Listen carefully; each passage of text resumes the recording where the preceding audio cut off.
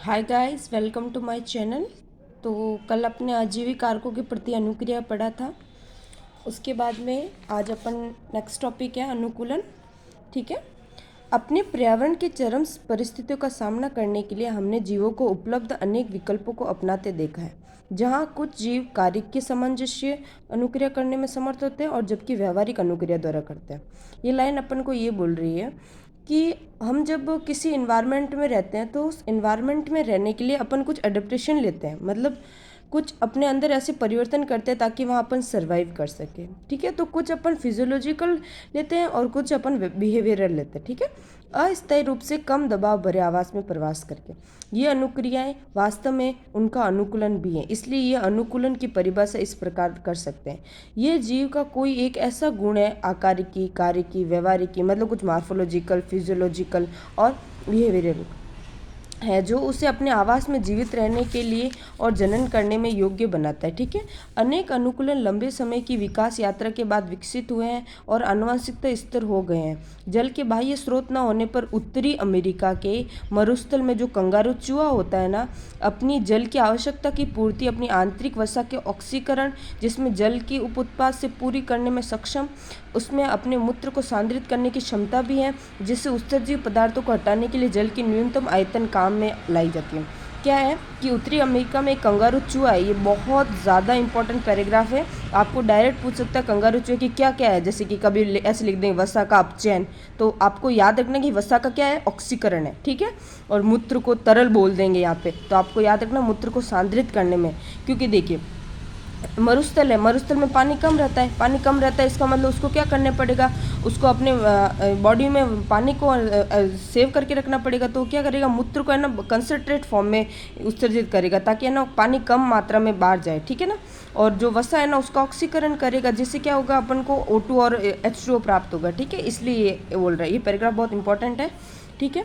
आगे, अनेक मरुस्थलीय पौधों की पत्तियों की सतह पर मोटी उपत्वचा होती है और उनसे धसे हुए रंध्र गहरे गर्त में व्यवस्थित होते हैं ताकि वाष्पोत्सर्जन द्वारा जल की न्यूनतम हानि हो। उनके प्रकाश संश्लेषी मार्ग भी विशेष प्रकार के होते हैं, जिसके कारण वे अपने रंध्र दिन के समय बंद रख सकते हैं।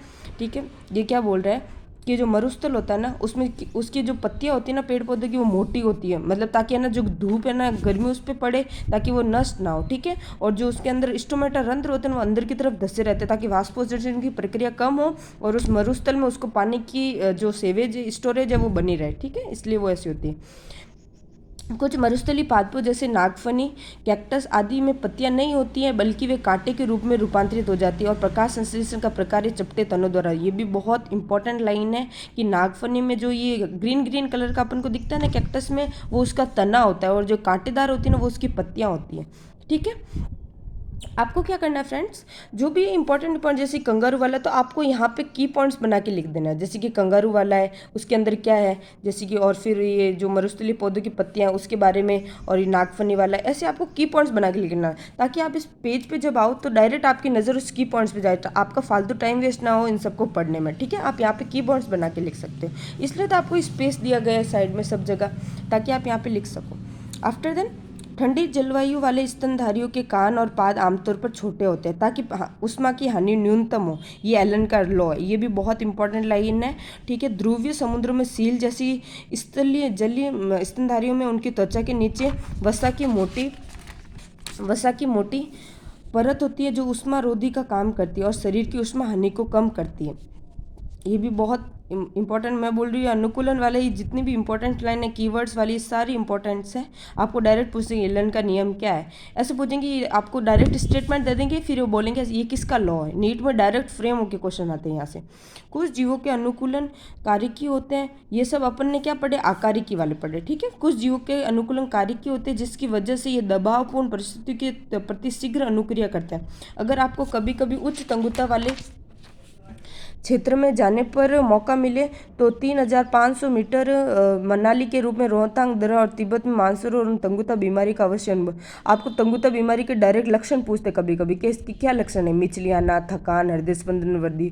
ठीक है। इसका कारण ये है कि उच्च तंगुता वाले क्षेत्रों में वायुमंडलीय दाब कम होता है इसलिए शरीर को पर्याप्त ऑक्सीजन नहीं मिलती है, लेकिन धीरे धीरे आप जब उसके अनुकूलित हो जाते हैं तब आप सब नॉर्मल हो जाता है। अपन भी देखते हैं जब अपन हाई एल्टीट्यूड वाले जैसे कि माउंट आबू, गुरु शिखर, ऐसे जब ऊंची चढ़ाने चढ़ते हैं तो अपना जी घबराता है, मितलियाना, ऐसा लगता है वॉमिटिंग होएगी अपन को, ठीक है। तो ये सब इसके लक्षण, बाद में अपन नॉर्मल हो जाते हैं। आपका शरीर कम ऑक्सीजन उपलब्ध होने की क्षतिपूर्ति लाल रुधिर कोशिकाओं का उत्पादन बढ़ाकर, हीमोग्लोबिन के बंधनकारी क्षमता घटाकर और श्वसन दर बढ़ाकर लेता है। हिमालय के ऊंचे क्षेत्रों में उनकी जनजातियां रहती हैं। ये बहुत ज़्यादा इंपॉर्टेंट, कभी कभी पता है आपको लाइन गड़बड़ करके देते थे नीट के एग्जाम में, ऐसे बोल देते हैं लाल रुधिर कणिकों की संख्या को है ना बढ़ाता है, उत्पादन को बढ़ाता है, हीमोग्लोबिन के बंधनकारी क्षमता को घटाता है, और ये उल्टा कर देता है कभी कभी, लाल रुधिर कणिकाओं की संख्या को घटाता है और हीमोग्लोबिन के बंधनकारी क्षमता को बढ़ाता है, ठीक है, ये उल्टा करके देता है। तो आपको अच्छे से ध्यान रखना कि क्या क्या है। अधिकांश प्राणियों में उपपचय प्रक्रिया और इसलिए सभी कार्य की प्रक्रिया और संकीर्ण तापमान परास में इष्टतम होते हैं। अपन जानते हैं कि अपन नॉर्मल टेम्परेचर में अच्छे से वर्क करते हैं, जैसे कि अपना ह्यूमन बॉडी 37 डिग्री सेल्सियस पर अच्छे से वर्क करता है, जो एंजाइम होते हैं वो 25 डिग्री सेल्सियस 30 डिग्री सेल्सियस के बीच में अच्छे से वर्क करते हैं। लेकिन ऐसे सूक्ष्म जीव जो आर्की बैक्टीरिया होते हैं वो बहुत ज़्यादा जो ऐसे तप्त जड़ें होते हैं, गर्म पानी की जड़ें, उनमें अच्छे से सर्वाइव कर लेते हैं, ठीक है। जब तापमान 100 डिग्री सेल्सियस तक होता है वहाँ पर अच्छे से सर्वाइव कर लेते हैं।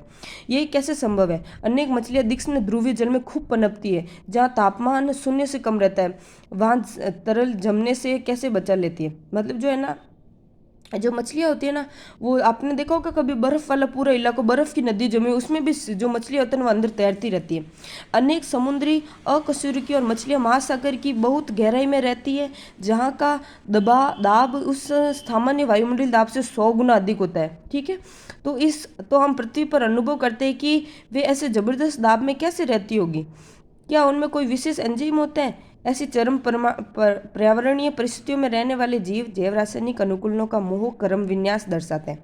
कुछ जीव अपने पर्यावरण में होने वाले परिवर्तनों का सामना करने के लिए व्यवहारिक अनुक्रियाएं दर्शाते हैं। मतलब कुछ बिहेवियर भी दर्शाना है, अपने ऊपर फिजियोलॉजिकल देख लिया, मार्फोलॉजिकल देख लिया। स्तनधारियों में अपने आवास के उच्च तापमान से निपटने के लिए जो कार्य की योग्यता होती है, मरुस्थल की छिपकलियों में इस योग्यता की कमी होती है, लेकिन वे व्यवहारिक साधनों द्वारा अपने शरीर के तापमान को काफ़ी स्थिर बनाए रखती है। ये भी इंपॉर्टेंट लाइन है, मरुस्थल छिपकलियाँ होती हैं वो व्यवहारिक अनुकूलन का यूज़ करते हैं, ठीक है ना। जब उनका तापमान सुविधा स्तर से नीचे चला जाता है तो वे धूप सेककर उसमें अवशोषित करती है, लेकिन जब परिवेश का तापमान बढ़ने लगता है तब वे छाया में चली जाती है। कुछ जातियों में भूमि के ऊपर की उष्मा से बचने के लिए मिट्टी में बिल खोदने की क्षमता होती है। जैसे कुछ सांप होते हैं और जो नेवले होते हैं वो अंदर मिट्टी में बिल खोद के रहते हैं ना। और जो ये छिपकली है ना, ये एक ऐसी प्राणी है, मतलब ये जहाँ पे रहती है, जब इसको वहाँ पे सर्दी लगती है तो ये बाहर धूप सेकने चली जाती है, और जब इसको बाहर सर्दी लगती है तो ये अंदर वापस बिल में आके बैठ जाती है, ठीक है। तो आपको क्या करना है, ये जो भी पैराग्राफ है इसमें आपको ये देखना है, जैसे जो छिपकली आपको डायरेक्ट पूछे छिपकली कौन सा व्यवहार अनुकूलन अपनाती है, तो 3 ऑप्शन आ जाएंगे, 4 ऑप्शन आ जाएंगे, मार्फोलॉजिकल, फिजियोलॉजिकल और ये बिहेवियर व्यवहारिक। तो आपको व्यवहारिक पे टिक करना है, ठीक है ना। तो आपको ये एक लाइन पे लिख लेना, जैसे कि जो उच्च तंगुता वाला था वो कार्यकीय था, और ये सब तीनों थे वो मार्फोलॉजिकल थे, ठीक है ना। तो इन सब चीज़ों का ध्यान रखना, आपको ये सब की पॉइंट्स बना के यहाँ पे साइड में लिख लेना है, ताकि जब आप इस पेपर को पढ़े तो आपकी डायरेक्ट नज़र इन की पॉइंट्स पे जाए, ठीक है ना। Thank you.